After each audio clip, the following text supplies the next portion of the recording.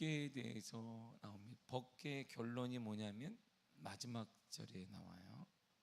법궤가 있는 곳이 복을 받았더라 이렇게 나오거든요. 그러니까 법궤가 있으면, 법궤는 하나님 궤, 언약궤라고 하니까 하나님의 만남을 상징하니까 하나님과의 만남이 있으면 복을 받잖아요. 그러니까 이 하나님과의 복을 받아 우리 모든 사람은 복을 받기를 원하고 복을 좋아합니다. 그래서 복자가 동양에는 특별히 우리 한국에도 많잖아요. 숟가락에도 복자가 있고 뭐 가는 곳곳마다 복자가 있어요. 그러니까 복을 받고자 한다면 법궤를 자신이 가까이 갖고 와야 되는데, 그런데 이 100여 년 동안 법궤가 방치되어 있었습니다. 분명 법궤는 하나님과의 만남의 상징이고 축복이라면 다투어서라도 가까이 갖고 와야 되는데, 그 복의 상징이었던 법궤가 100여 년 동안 방치되어 있었어요. 쉽게 말하면 저 창고에 넣어놨다 이런 말이에요. 쉽게 말하면 이런 뜻이에요. 다이아몬드가 있는데, 상상할 수 없는 가치가 있는데 그걸 잘 창고에 갖다 놨어요. 그럴 일은 없겠지만 그럴 일은 우리 있으면 다 눈이 초롱초롱할 거예요. 자, 오랜 기간 기란 여아림에 방치되어 있던 법궤를 다윗이 다윗성으로 가져오려고 합니다. 예루살렘 성을 아직 못 지었으니까, 그의 아들 솔로몬이 지으니까 다윗이 있던 성으로 그 법궤를 가져오려고 그래요. 자, 하나님에게 바로 그 법궤, 언약궤는 본래 있던 성막을 떠나서 변방에 방치돼 버렸습니다. 사사시대 말기인 BC 1102년쯤에, 그러니까 다윗이 BC 1100년 사람이에요. 100여 년 전에 이런 뜻이에요. 사사시대 말기입니다. 아벡 전투에서 법궤를 블레셋에 빼앗겨요. 아벡 전투하니까 우리가 생각하는 사람 어린 사무엘과 그 다음에 선지자가 생각나잖아요. 그의 두 아들이 또한 생각이 나요. 사무엘상 4장 11절이 이렇게 말해주고 있습니다. 시작. 하나님에게는 빼앗겼고 엘리의 두 아들 홈니와 비느하스는 죽임을 당하였더라. 아멘. 블레셋과의 전투에서 엘리의 두 아들 죽었습니다. 그리고 더불어서 하나님의 법궤가 전쟁이 맨 앞에 가야 되는데 그 법궤를 빼앗겨 버렸어요. 그 전까지 이스라엘 백성들이 법궤를 지키기 위해서 생명을 바쳤어요. 법궤를 빼앗기지 않고, 법궤는 하나님의 상징이고 하나님의 동행의 상징이며 하나님의 축복의 상징이고 은혜의 상징이기 때문에 법궤는 절대 빼앗기지 않았는데, 그때 영적 상태가 어느 정도인지 알 수 있어요. 이것은 그 당시 엘리 제사장이 있을 때 이스라엘의 영적 상태예요. 그러니까 법궤를 블레셋에 빼앗겨 버렸습니다. 이후 블레셋 땅에 이 법궤를 뺏어왔으니까 이야 얼마나 좋겠어요. 이스라엘 백성들이 하나님이라고 상징하는 것, 물건 가장 귀한 걸 갖고 왔는데 7개월 동안 법궤를 블레셋 땅에 있었는데, 이게 법궤를 둘 때 두는 곳마다 이상한 일이 생겨요. 자신들이 섬기는 우상에 목이 없어지고 하루는 팔도 떨어지고, 그러니까 이게 아닌가 보다 해가지고 블레셋 백성들이 법궤를 가져다가 도시들의 처음에 한 곳에 놨다가 아스돗에 놨더니 아스돗에 나왔던 그 신당에 나머지 모든 그들이 세웠던 신상들이 다 목이 없어지고 뭐 팔도 떨어지고, 아침 되니까 모든 신상이 무너져서 법궤를 향해서 절을 하고 있거나, 이거 뭔가에서 가드를 다시 옮겼어요. 또 똑같은 일을 하니까 에그론을 다시 옮겼습니다. 근데 또 가는 곳마다 독점과 재앙이 쫙 퍼지는 거예요. 두려움에 빠진 블레셋 사람들이 이게 아닌가 보다, 법궤를 잘못 가지고 왔다.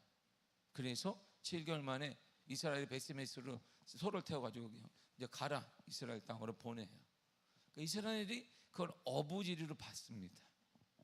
이 베스메스 사람들이 법궤를 함부로, 그런데 보니까 이게 뭐야? 법궤가 분명 지식이 있음에도 불구하고 법궤에 보니까 안에 뭐가 들어있지 열었다가 싹 죽어버렸어요. 큰 재앙을 당하고 어려움을 당하게 됩니다. 그래서 법궤는 두렵잖아요. 그러니까 인근 산지에 있는 기란 여아림의 아비나답의 집에 그냥 방치돼 버렸어요. 하나님의 교회, 능력의 교회, 하나님과의 동행, 하나님의 역사, 하나님의 거룩함이 상징되는 법궤가 기란 여아림의 아비나답의 집 산지에 그냥 방치된 채 있어요. 어디 있는지 다 알아요. 근데 가만히 두었습니다. 이때부터 다윗 왕의 왕권을 안정을 이루고 법궤를 예루살렘으로 옮기려는 시도하기까지 최소 70년에서 100년이 걸린 거예요. 100년 동안 몰랐느냐? 알았어요. 거기 알았어요. 근데 아무도 건드리지 않았어요. 하나님과 동행과 하나님의 역사와 하나님의 은혜를 알지만 법궤를 거기에 두었습니다. 왜 그렇다면 긴 시간 동안 방치되어 있었을까요? 사사시대의 말기에는 성막 공동체가 있어요. 성막을 중심으로 해서 이스라엘이 형성됐어요. 보세요. 가나안 땅을 점령하기 위해서 40년 동안 이스라엘 백성들이 12지파를 중심으로 해서 하루하루씩 구름이 있으면 가고 구름이 멈추면 멈췄단 말이에요. 근데 갈 때의 기준이 뭐냐? 이들이 만든 텐트, 하나님의 교회를 모였던 텐트가 기준이에요. 텐트를 앞세워 가서 멈춰라 그러면 멈추는 거예요. 그러니까 텐트를 기준으로 해서 12지파가 다 형성이 되고 그들의 위치는 텐트가 기준, 성막이 기준이었단 말이에요. 이 이스라엘 백성들은 죽을 때까지 성막을 중심으로 살았어요. 하나님 중심으로 살았어요. 그런데 사사시대 말기가 되어 그 성막 공동체가 깨져버렸습니다. 법궤를 빼앗길 당시 원래 법궤가 안치되어 있던 이스라엘 종교 중심지인 실로 성막이 블레셋 공격으로 다 완전히 파괴되었습니다. 그러니까 법궤를 어디 두지? 실로 거기다 뒀는데 법궤를 둘 데가 없으니까 지성소 역할을 해줄 거룩한 중심 성소가 사라져버린 것입니다. 그래서 이들이 어디다 두지 하다 시간이 갔어요. 사울왕이 다시 왕이 됐습니다. 사울왕은 아예 관심이 없었어요. 법궤에 대한 관심이 전혀 없습니다. 법궤가 기란여암에 들어간 날부터 이스라엘 온 족속이 여호와를 사모하는 운동이 일어났습니다. 바로 그것이 미스바 대각성 운동이 일어났어요. 그래서 우리가 곳곳마다 간혹 우리가 미스바 대각성 집회라는 걸 하고 있는 것은 바로 그때를 말해요. 미스바 대각성 운동이 일어나 하나님을 찾고 회복 운동이 일어나게 되었지만 왕이 오른 사울은 관심이 전혀 없어요. 어떻게 왕권을 유지할 것인지, 내 자녀들을 어떻게 물려줄 것인지, 법궤, 그러니까 법궤에 대한 관심이 전혀 없어요.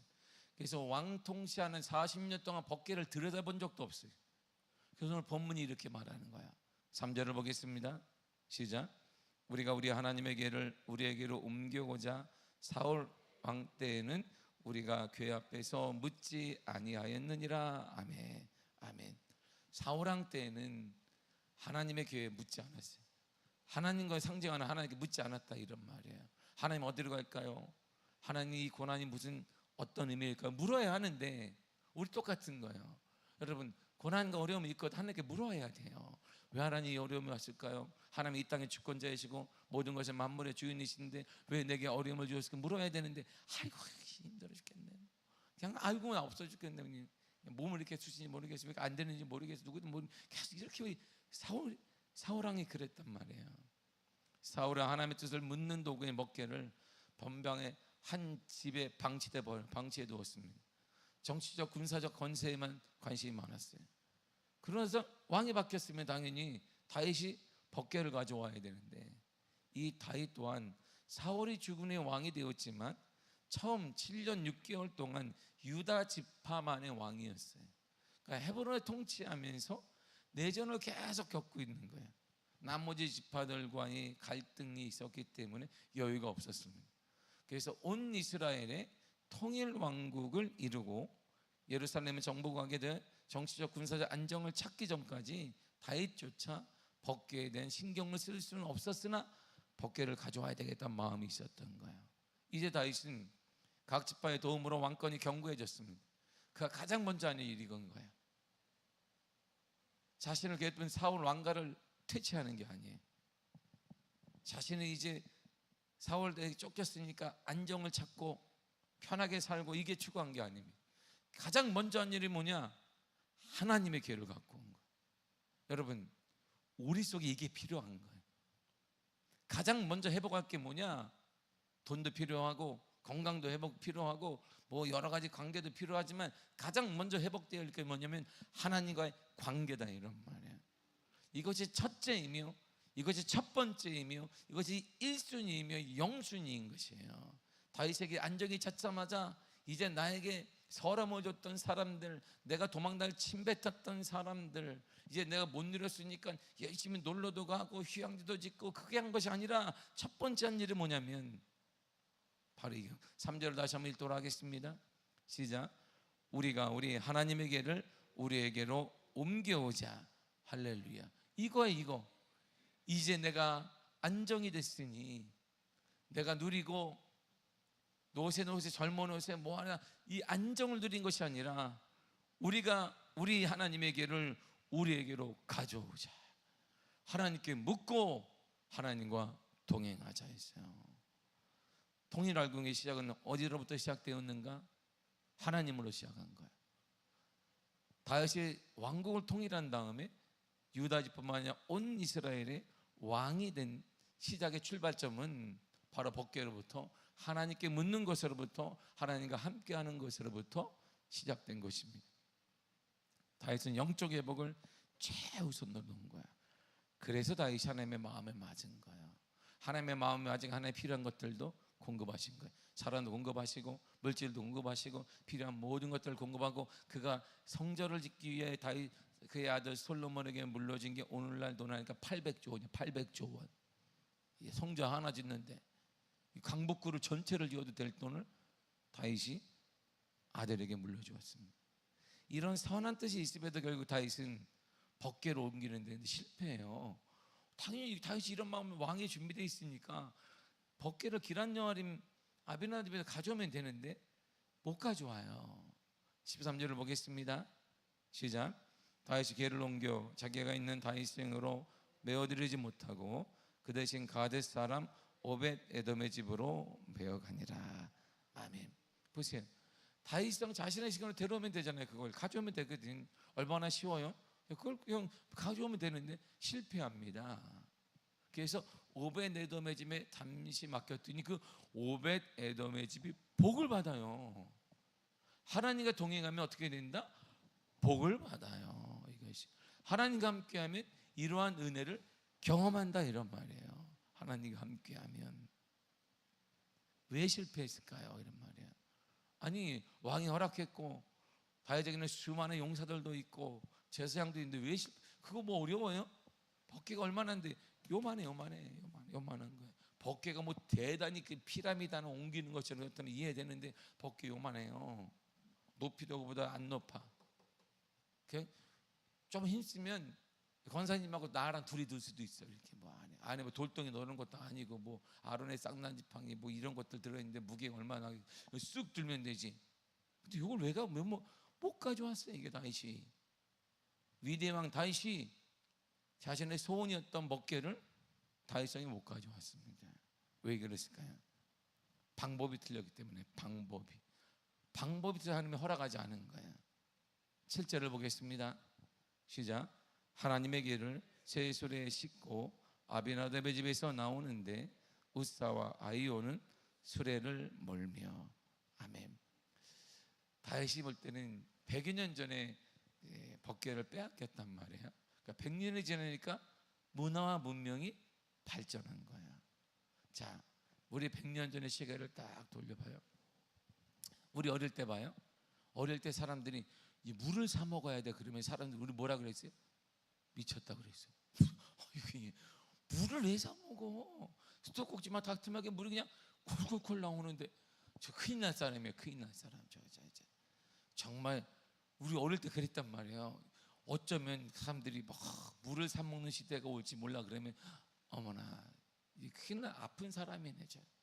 아니 물이 그냥 틀면 그냥 정수기 뭐가 필요해? 틀면 그냥 콕콕콕 먹으면 돼. 그 남는 물 가지고 그냥 등목도 하고 막 이렇게 막 곳곳마다 다 저녁 때만 아저씨들이 등목하고 있어요. 이렇게. 옆집 아저씨고 같이 막 할 수 있는 그런 시대였어요. 근데 물을 사 먹는다. 아이고 예. 근데 요즘에 수돗물 애들한테 우리 유치동부 애들한테 수돗물 들어서 거기서 먹으라 그러면 애들 교회 안 나와. 물 어디서 먹어야 돼요? 정수기나 병에 든 거 먹어야 돼. 또 병도 따 있는 거 주면 안 먹어. 뭐 약 탔을까 봐 본인이 따야 돼. 아니면 정수기에다 대고 먹는단 말이에요. 왜? 문화가 문명이 발전한 거예요. 100년 전에 블레셋의 법궤를 빼앗길 때와 100년이 흐른 다음에 다윗 시대에는 문화가 좀 발전한 거예요. 그래서 새로운 방법을 도입한 거예요. 새로운 방법을 다윗이 볼 때 효율적인 방법을 쓴 것입니다. 율법에 보니까 이게 되게 고리타분한 거예요. 고리타분해 율법이. 그래서 이거 이렇게 옮기면 좀 들고 그렇게 하면 어리석게 그러지 말고 소를 이용하는 거예요.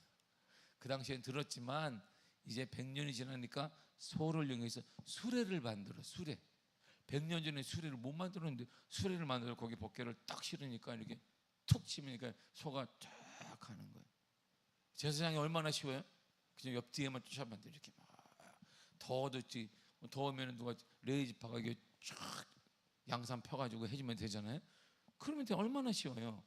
수레라는 편리주의를 가지고 왔어요. 그런데 하나님의 법은 그게 아니었단 말이에요. 하나님 법은 달랐어요. 이렇게 말씀하셨습니다. 민수기 4장 15절입니다. 시작.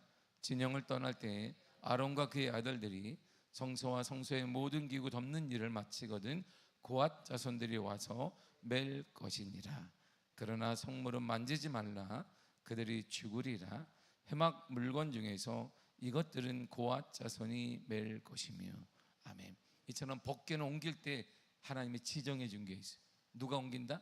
고앗 자손이. 어떻게 옮긴다? 메고 어깨에 메라. 그리고 절대 뭐하지 마라? 손으로 만지지 마라. 이것은 모세 시대에 정해진 이후로 변화가 없어요. 문명이 바뀌고 시간이 흘러도 변화가 없다. 이러면 이게 뭘까요? 여러분, 복음이 그런 거예요. 복음이 시대가 바뀌고 사람이 바뀌어도 예수 그리스도의 복음은 변화가 없다 이런 말이에요. 사람들이 편리한 거야. 편리주의를 찾는 거예요. 편리주의. 신앙이 기도를 길게 해야 되나? 하나님이 다 아시고 자기는 24시간 기도한다는 거야. 왜? 자기는 삶 자체가 기도라는 거야. 내가 미국 가서 숱하게 되는 거 목사님들한테 자기는 누워서도 기도하고 침대에 누워서도 열심히 기도하시겠냐고. 기도는 담 목사님 그렇게 하는 거 아닙니다. 삶 자체가 기도입니다. 걸어다니면서도 하고 밥 먹을 때도 하고. 이야, 그거 다 망했어. 그런 게 다 망했어. 지금 많은 성도들이 지금도 기도는 그렇게 무식하게 모여갖고 그거는 옛날 시대. 복음은 변화되지 않는 거예요. 복음은 분명 주님이 법궤를 옮길 때는 고앗 자손이 매라. 그리고 손으로 만지지 마라. 그러면 죽을 거라 그랬어요. 레지파 중에 고앗 자손만 매게 돼 있어요. 직접 어깨에 매야 됩니다. 그 성물을 손으로 만지면 안 돼요. 이를 어기시 죽는다 그랬어요. 그러니까 인간적인 이해를 뛰어넘는 거예요. 아니 수레도 있고. 그리고 보니까 우사가 좋은 일을 했어요. 또 이게 수레 갖고 가다 보니까 이게 수레 덜컹하니까 이게 복귀가 떨어지니까 슬라이딩해서 딱. 오늘날 이게 영웅. 우리 같으면 아이고 허리가 아파서 막 이렇게 못 펴치는데 자신을 희생해가지고 딱 복귀를 그냥 깨지지 않도록 했는데 죽었네. 원래 지금 우사는 상 받아야 돼. 상 받아야 돼. 우리가 볼 때는 이야 복궤를 깨지지 않게 만들었고. 누가 죽어야 돼? 소가 죽어야지. 소가지. 소고기를 먹어야 돼. 소고기를. 이게 왜 어디서 이게 지금 제대로 가야 되는데 울퉁불퉁을 해가지고 그냥 쿵쿵하니까 이게 수레에 있던 복귀가 툭 떨어지니까 소를 잡아 먹어야 되는데 소는 안 죽고 사람의 우사가 죽었어요. 9절과 10절을 보세요. 시작. 기존의 타당 차장마당에 이르러서는 소들이 뛰므로 우사가 손을 펴서 궤를 붙들었더니 우사가 손을 펴서 궤를 붙듦으로 말미암아 여호와께서 진노하사 치심에 그가 거기 하나님 앞에서 죽으니라. 아멘. 소가 잘못한 거거든. 갑자기 소가 막 날뛰는 거예요. 말이 날뛰면 좀 이해가 되는데 소가 날뛰는 거 난 이해가 안 되지만 소가 날뛰니까 이거 소를 잡아먹어야 되는데, 소고기를 이게 스테이크를 해서 먹었어야 되는데 소는 멀쩡한데 누가 떨어지는 벗개를 보고 우사가 손을 딱 댔단 말이에요. 안 떨어지게 한 거예요. 근데 우사가 죽었어요. 하나님이 원하시는 게 뭘까요? 이런 거, 이걸 묻는 거예요. 우리에게 편리성, 시대가 원하는 편리적인 게 있습니다. 그죠? 오늘날 이게 옛날처럼 이게 기도를 많이 해야 되는가? 이 편리성에 따라 교회가 기도가 다 죽은 거예요.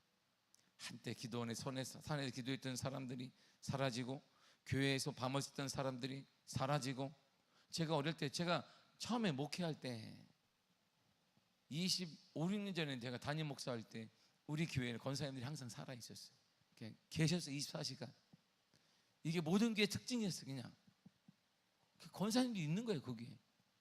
그래서 우리 담임 목사님, 우리 큰애하고 우리 특별히 둘째를 얼마나 우리 권사님들이 커피를 먹였는지, 달달때가 하니까 둘째가 그때 유치부 다니는데 애가 아빠 찾아 엄마 찾으러 오면 권사님이 아이고 일로 와.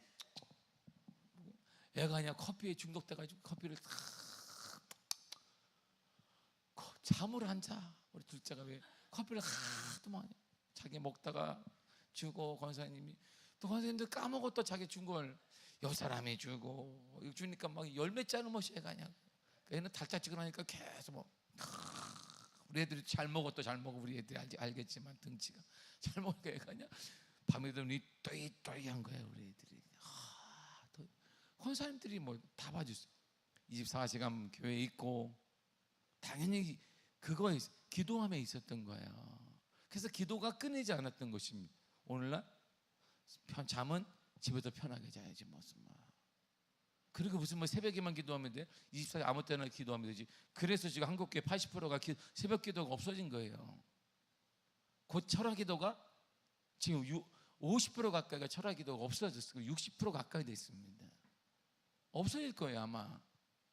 계속 기도 시간이 없어져. 그러면서 한국교회가 뭘 잃어버리는데, 부흥이 없어져 버렸어요 이제. 그럼 뭐만 탓하느냐? 시대만 탓하는 거예요. 시대가 그렇더라, 애들이 없더라, 사람들이 편리를 쫓아가더라, 뭐 하더라. 그럼 2000년 전에는 어떻게 부흥되는? 2000년 전에 직업을 잃고 예수 믿는 순교를 당하는 그때는 어떻게 부흥됐는데 교회가. 그때 그들이 뭐 했는데? 목숨을 걸고 기도했어요. 기도 소리가 나면 안 되는 그들이 목숨을 걸고 기도했더니 성령의 새바람이 일어나서 예루살렘의 10만 인구 중에 10,000명 이상이, 서울로 치면 1000만 명 중에 100만 명이 예수 그리스도를 믿는 역사가 일어나게 되었다, 이런 말이에요. 주님이 뭘 원하실까요? 새 수레를 만들고 새 문화를 적용했습니다. 우사가 자신의 의인지 뭔지 몰라도 아무튼 말씀을 어기고 하다가 죽었어요. 이것보다 더 중요한 게 있단 말이에요. 아무리 급한 것보다, 그리고 시대적 편리보다 더 중요한 게 뭐냐? 선행될 게 있어요. 바로 그것이 하나님의 말씀인 거예요. 오늘날 그것이 바로 복음인 거예요. 복음. 그 어떤 것보다 앞서질 게 뭐냐? 복음이에요. 사랑하는 성도들은, 복음은 생명입니다. 시대 편리가 살리는 게 아니에요. 우리 가정을 살리는 것, 자녀를 살리는 것, 교회를 살리는 것은 복음입니다. 복음은 생명입니다. 내가 곧 길이요 진리요 생명입니다. 지금도 복음으로 살아날 수 있습니다. 여러분의 가정과 자녀는 복음으로 살아날 수 있습니다. 예수 그리스도만 계시면 살아날 수 있습니다. 우리 한국 교회도, 우리 교회도 복음으로 말미암아 살아날 수 있습니다. 복음은 사람을 변화시키며, 복음은 시대를 변화시키고, 복음은 이 땅을 변화시키며, 복음은 부흥을 오게 하고, 복음은 가정을 변화시킬 수 있습니다. 아무리 선한 목적과 열정을 가졌다 해도 하나님의 말씀, 하나님의 방법을 따르지 않으면 결과는 실패하게 되어 있어요. 선한 것보다 더 중요한 것, 착한 것보다 더 중요한 게 뭐냐? 하나님의 말씀대로 사는 것입니다. 지금 한국교회 안에는 도덕적 신드롬이 가득합니다. 착한 사람 신드롬이 있어요. 착한 것과 말씀대로 사는 건 전혀 다른 문제입니다.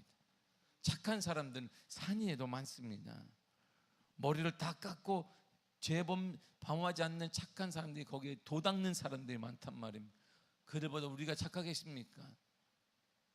그들은 세속에 물들지 않고 산에 사는데, 저기 산에 올라가서 머리도 삭발하고 사는데, 착한 것과 하나님의 말씀대로 사는 것은 다른 문제. 한국교회 가장 큰 문제점은 착한 사람 신드롬이 교회를 꽉 잡고 있다는 거예요. 착한 것, 믿음 있는 사람으로 여기는 전혀 다릅니다. 주님이 착하셨느냐? 주님의 성경을 보세요. 어머머머, 주님이 성격이 있었네. 이야, 어머나, 주님의 성격이 왜 뒤집어 엎구만, 독사의 자식들 막 그랬는데, 아니에요.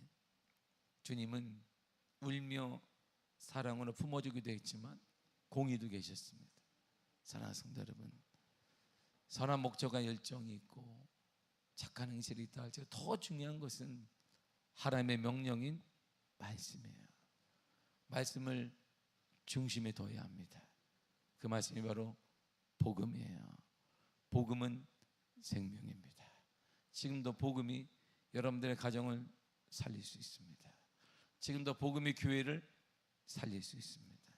지금도 복음이 우리 자녀들을 살아나게 할 수 있습니다. 복음은 생명입니다.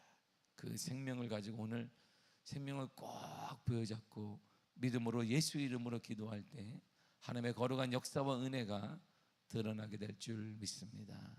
기도하겠습니다. 하나님 감사합니다.